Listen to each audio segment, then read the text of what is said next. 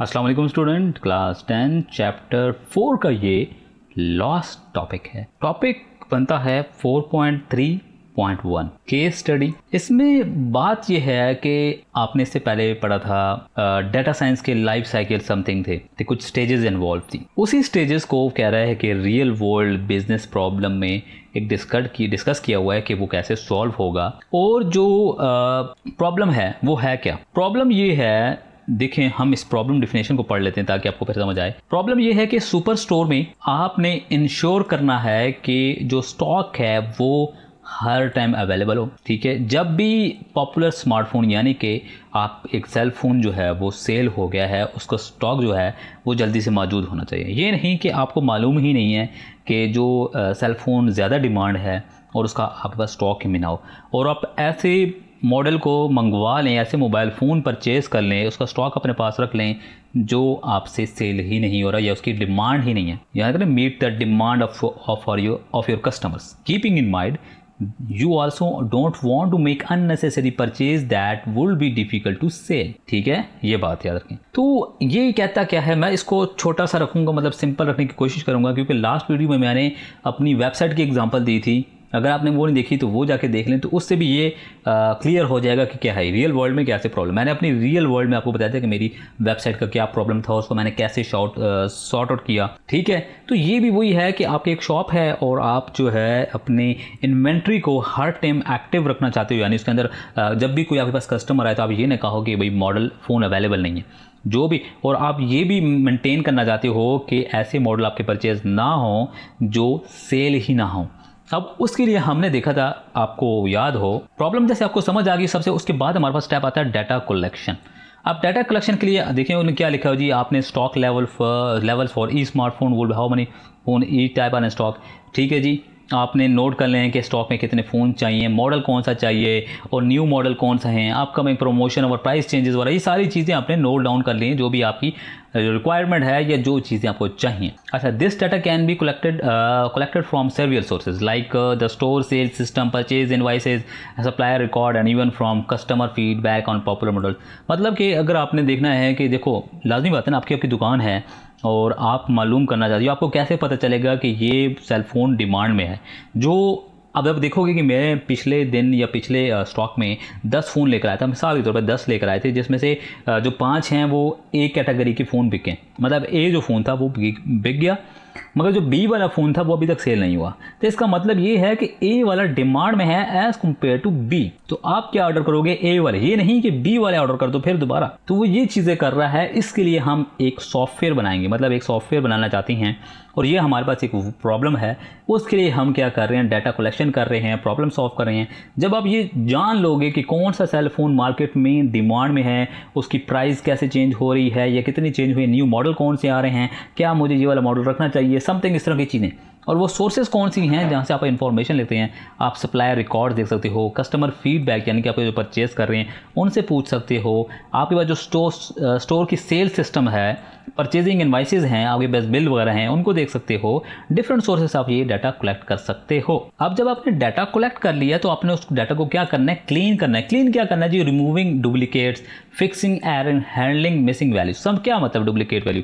अब डुप्लीकेट क्या है, such case where the same model is did, मतलब कि अगर आपने 2 दफ़ा आपने एक मॉडल की लिस्ट बना दी कि ये मॉडल मैं मंगवाना चाहता हूँ, तो उसमें ये ना हो कि जो आपने पहले नंबर पे मॉडल लिखा है वो 10वें नंबर पे फिर दोबारा लिख दिया। इसी तरह के in the stock level and sale data like incorrect quantities. अभी आपके पास एक लिस्ट है जिसमें आपने ये डिसाइड कर लिया कि जो ए फ़ोन है, ए मॉडल फ़ोन को मैं 20 क्वांटिटी लेकर आऊँगा। ठीक है, और जो बी है उसको मैं क्या लेकर आऊँगा, 10। ठीक है, और ए आपके पास पहले 30 पड़े हुए हैं, अगर आप वो बिके नहीं हैं और आप प्लस आप 20 और कर दोगे तो टोटल 50 हो जाएंगे। और जो बी हैं वो 0 है और उसको आप ऑर्डर कर रहे हो सिर्फ 10। इसका मतलब ये है कि बी को ज़्यादा ऑर्डर करना चाहिए एज़ कम्पेयर टू ए को। तो ये क्या है, fixing error sale data like quantities वगैरह में। इसी तरह सच है मिसिंग प्राइस और sale figures by cross reference supplier information over old data. मतलब आप प्राइस वगैरह देख सकते हो कि प्राइस में कितना चेंजिंग आई है और क्या मुझे लेना चाहिए नहीं लेना चाहिए। यानी कि एक ऐसा मॉडल परचेज़ करो जिसकी मार्केट प्राइस नीचे गिर गई है या महंगा हो गया है, तो आप उसको भी क्रॉस चेक करोगे कि वो है कि नहीं। आफ्टर क्लीनिंग डाटा अब आप क्या करोगे, उसको डाटा एनालाइज करोगे। अब डाटा एनालिसिस में क्या करेगा, आपके 3 मेन काम बनते हैं। Which model sell the fastest, which model have stay in the stock of for too long, are there seasonal pattern in sales. यानी कि आपने क्या कर लिया, वो लिस्ट तो तैयार कर ली जिसको जो आप मॉडल मंगवाना चाहते हो, ठीक है। ये सारी लिस्ट एक तरह से तैयार कर ली जिसमें 20 फ़ोन या 15 20 जो इतने फ़ोन थे आपने लिस्टेड करी हैं कि स्टॉक में मैंने मंगवाने हैं।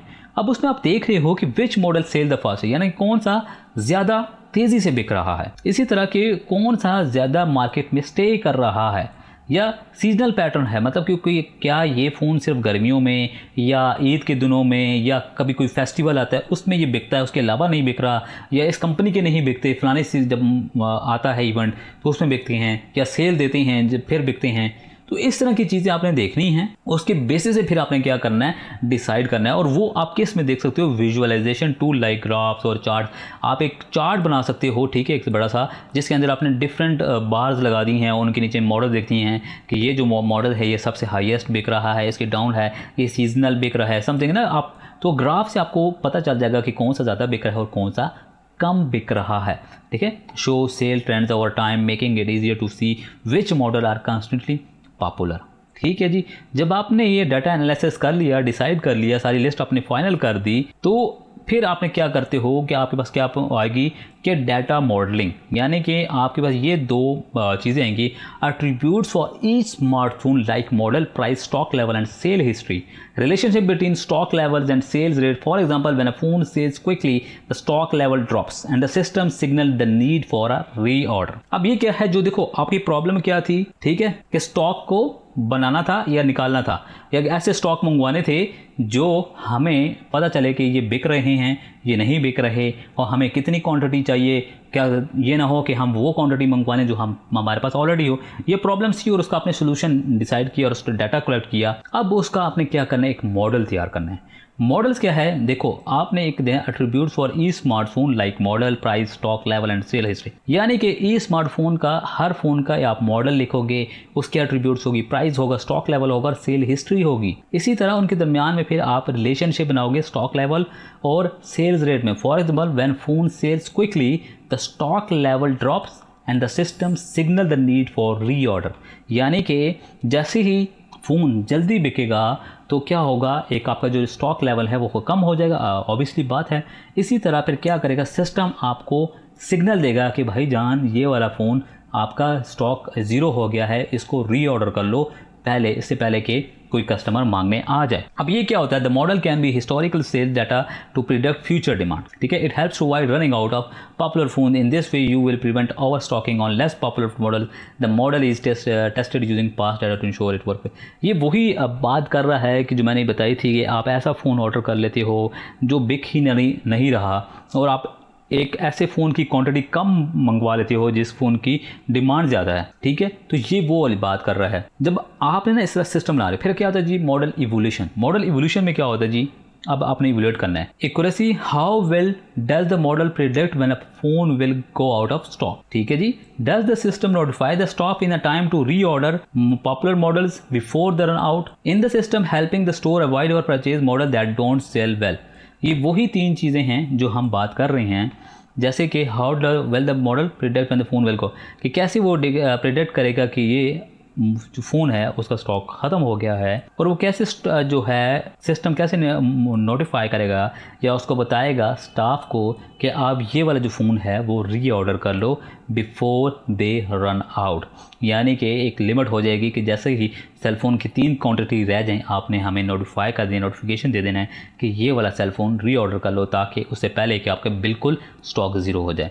इसी तरह आपने क्या करना है, the system help the store avoid to over purchasing model, और आपने ये भी बताना है कि ये वो मॉडल भी बताने हैं जो नहीं सेल हो रही है, वो अच्छी तरह बिक नहीं रहे एज़ कम्पेयर टू अदर, उनको परचेज नहीं करना, ठीक है। ये मॉडल एवोल्यूशन के एक तरह से टास्क हैं। अब उसको क्या करते हो, आप मॉडल डिप्लॉयमेंट करते हो, यानी मॉडल इवेट करके बना के, ठीक है। आप क्या करते हो, once the model is ready it is deploy in the store inventory management system, this could involve setting up to alert when the stock levels of popular smartphone gets low. वही बात है कि जैसे ही वो एक स्मार्टफोन का जो भी ज़्यादा सेल हो गया, सिंपल ये बात है कि स्मार्टफोन का स्टॉक जैसे ही ख़त्म होगा वो आपको रीऑर्डर करने का नोटिफिकेशन दे देगा बिफोर इसके आप ख़त्म हो जाए, आपके पास 0 हो जाए। और आपको वो भी बताएगा कि लास्ट मंथ में आपने ये स्टॉक मंगवाया था और ये सेल नहीं हुआ था। ठीक है, ये बातें हैं और इसमें वही बात लिखी हुई हैं कि डन इन फेसेस, जो पार्शियल था ना डिप्लॉयमेंट, ये वही कह रहा था डिप्लॉयमेंट में be done in phase starting with a few popular model और मे बी यूज, यानी कि आप पहले 2-3 मॉडल्स के लिए सिस्टम बनाते हो, फिर उसी तरह पे 5-6-7 और भी मॉडल्स वगैरह ऐड करते हो, इसी तरह कोई अपडेट या कोई फीचर्स डालते हो, कुछ बटन डालते हो या कुछ एनालिसिस का या देखने का वो पैटर्न चेंज करे तो समथिंग कुछ और इम्प्रूव करते रहते हो। और वो कैसे होती हैं उसके बाद आपको पता है क्या होता है, रेयर मॉनिटरिंग वगैरह, मॉडल इवोल्यूशन क्या होता है जी। उसके बाद ये यहाँ पे आता है जी आपका मेंटेनेंस एंड मॉनिटरिंग आता है, मॉडल इवोल्यूशन नहीं आता। ठीक है, मेंटेनेंस एंड मॉनिटरिंग आता है कि जो आप चेक करोगे कि जी मशीन ये जो आपका सिस्टम है वो सही काम कर रहा है कि नहीं, रिजल्ट सही दे रहा है नहीं कि, और फिर जो आपके ट्रेंड के हिसाब से यानी कुछ चेंजिंग वगैरह करते रहते हो, कोडिंग वगैरह चेंज करते रहो। अब मैं बताता हूँ फिर दोबारा से, देखो आपने देखा होगा अक्सर आजकल जो भी जिस शॉप में भी जाते हो आपको वो एक बिल जनरेट करके देता है। ठीक है, बिल जनरेट कर देता है, वो बिल कहाँ से निकलता है, वो सिस्टमेटिक निकलता है। अब जो सिस्टमेटिक निकल रहा है, देखिए वो जैसे ही आपका जो प्रोडक्ट आप बार कोड स्कैन करते हैं वहाँ पे ऑटो पे क्वांटिटी आ जाती है। ठीक है, वो पीछे यही जो आपकी जो स्टॉक मैनेजमेंट है ना जो हम बात कर रहे हैं, वहाँ पर पहले से ही स्टॉक होता है कि इतनी क्वांटिटी के प्रोडक्ट्स आए हुए हैं, लिस्ट मतलब स्टोर में पड़े हुए हैं, और यहाँ जैसे ही वो स्कैन करता है, लिस्ट बनती है, वो वहाँ से माइनस करता जाता है। एट द फाइनल जब वो महीने के एंड में जब सामान मंगवाते हैं, वो देखते हैं कि कौन सी क्वांटिटी जो है वो बिकी है और कौन सी क्वांटिटी नहीं बिकी। वो in the form of charts भी दिखाता है, in the form of graphs वगैरह जो भी हैं, या पिक्चर फॉर्मेट में, या सर्कल जो होता था हमारे पास डिफरेंट चार्ट्स थे उनमें दिखाता है, या वैसे ही नंबर फिगर्स वगैरह में भी दिखा सकता है, डिपेंड कि वो किस तरह से सॉफ्टवेयर बनाया गया है। तो ये जो आजकल जब हर सिस्टम जो हर शॉप में सिस्टम आ रहा है या हर मॉल में जो सिस्टम्स आ रहे हैं, ये बेसिकली यही चीज़ है जो हम बात कर रहे हैं, अपने स्टॉक को मेंटेन करने के लिए, अपनी सेल्स को देखने के लिए कि कितनी सेल्स हो रही हैं। ठीक है, आज की डे में कितनी सेल्स हुई हैं, मंथ के हिसाब से कितनी सेल्स हुई हैं, और करंट प्राइस क्या थी, और हमने कितना से डिस्काउंट दिया तो मैं कितना लॉस हुआ, कितना प्रॉफिट हुआ, ये सारी चीज़ें देखने की हैं। और जो ये रियल वर्ल्ड की जो प्रॉब्लम थी इसी का ये था कि आपने शॉप के लिए एक ऐसा मॉडल तैयार करना है जो आपको जैसे ही स्टॉक ख़त्म हो किसी भी प्रोडक्ट का हो, यहाँ पे तो सेल फ़ोन की बात हुई थी, मगर आप कुछ भी ले सकते हो एज एग्जांपल के तौर पर, कि वो जैसे ही ख़त्म हो रहा हो तो आपको वो क्या कर दे, नोटिफिकेशन दे दे या नोटिफाई कर दे किसी के थ्रू भी, जिस तरह भी आप रिप्लाई करते हो वो, कि भाई ये स्टॉक ख़त्म हो रहा है, इसको मंगवा लो, इससे पहले कि आप ज़ीरो मतलब उसका स्टॉक बिल्कुल ख़त्म हो जाए। तो ये प्रॉब्लम थी, इसको हमने स्टेप सॉल्व किया। क्या स्टेप्स थे, जैसे डाटा इकट्ठा करना, डाटा क्लीनिंग करना, डाटा एनालिसिस करना, ठीक है, वो सारे आपको डिफाइन किए हुए हैं। आप इसको जब पूरा पढ़ोगे तो आपको बातें और ज़्यादा क्लियर हो जाएंगी कि क्या बात है। उसके बाद जब हमने ये टॉपिक स्टार्ट किया था, शायद आपने इन डू यू नो पे फोकस किया हो। यहाँ पे 2 वर्ड्स हैं, एक है इन्वेस्टिगेटर, एक आप पढ़ सकते हैं इनोमेटर समथिंग है, आप जैसे प्रोनाउंस करना चाहो। इन्वेस्टिगेटर क्या होता है? Investigator is a person who conduct the statistical inquiry, और इनोमेटर क्या होता है? जो to collect information for analysis. And investigator need the help of some people, these popular people are known as innovators. आप ये एक याद कर सकते हो या इन वर्ड्स को याद कर लो। हो सकता है आपसे MCQs वगैरह में पूछा जाए कि ये कौन कौन क्या होते हैं, ठीक है, तो इसको देख लो। बाकी ये टॉपिक इतना इंपॉर्टेंट नहीं है, ये आप इसको इग्नोर भी कर दो, क्योंकि ये आपकी एक कॉन्सेप्ट और ज़्यादा क्लियर करने के हैं। डाटा साइंस लाइफ साइकिल के जो स्टेजेस हैं उसको रियल वर्ल्ड के साथ लिंक किया गया है, ताकि आपको कन्फ्यूजन आपकी जो भी है वो दूर हो जाए। इस चैप्टर में आपको कोई भी कन्फ्यूजन हो, अब तक मुझे तो किसी ने फीडबैक दिए नहीं, ना किसी ने सवाल पूछा है। बहरहाल अब इसके बाद आपको एक्सरसाइज के क्वेश्चंस हम सॉल्व करेंगे या मिलेंगे, और उसके बाद फिर मैं नोट्स भी साथ साथ तैयार करूँ तो वो भी मैं आपको दूंगा इंशाल्लाह। फिर भी आपको कोई कमी कहीं लगती है, कोई क्वेश्चन हो, कुछ मुझे बताना हो, या मुझे कुछ इम्प्रूवमेंट करनी हो, या फीडबैक देना चाहते हो, तो आप मुझे कमेंट्स के थ्रू दे सकते हो। बाकी आपका वक्त देने के लिए बहुत शुक्रिया।